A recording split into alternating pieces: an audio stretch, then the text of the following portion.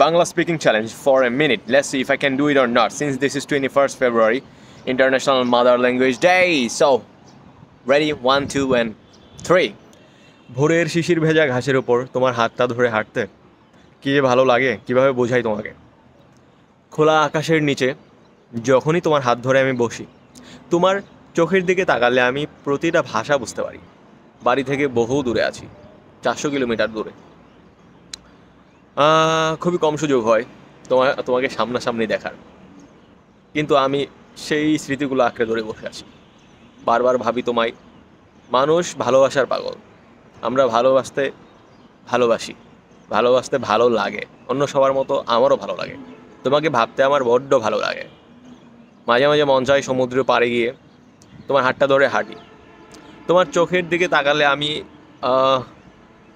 অন্য সব কিছু ভুলে যাই। মনে হয় এই জন্য স্বর্গীয় অনুভূতি। তোমার হাত স্পর্শ আমাকে অন্যরকমভাবে ভাবায়, যেটা অন্য কারোর জন্য কখনো কাজ করেনি, করবেও কিনা আমি জানি না। তোমাকে সব সময় চাই, সব সময় পাশে চাই। মৃত্যু অনিবার্য জানি, মৃত্যুর পরেও তোমাকে চাই, সবসময় তোমাকে চাই। আমি আসলে খুঁজে পাচ্ছি না কি বলবো। তো বাংলায় যেহেতু বলতে হবে, বাংলায় বলতে থাকি যে কোনো কিছু। 1 মিনিট হয়নি এখনো। ওহো, আজকে খুব সুন্দর একটা দিন, জানেন, খুব সুন্দর একটা সকাল। মৃদুমন্দ বাতাস বইছে। এটা কোন দিকের বাতাস বুঝতে পারছি না, এটা তো বসন্তকাল। শীতকালে আমরা জানি উত্তরের দিক থেকে বাতাস বয়, বসন্তকালে কোন দিক থেকে বয় আসলে? দক্ষিণ দিক থেকে। আমার জানালাটা উত্তর দিকে।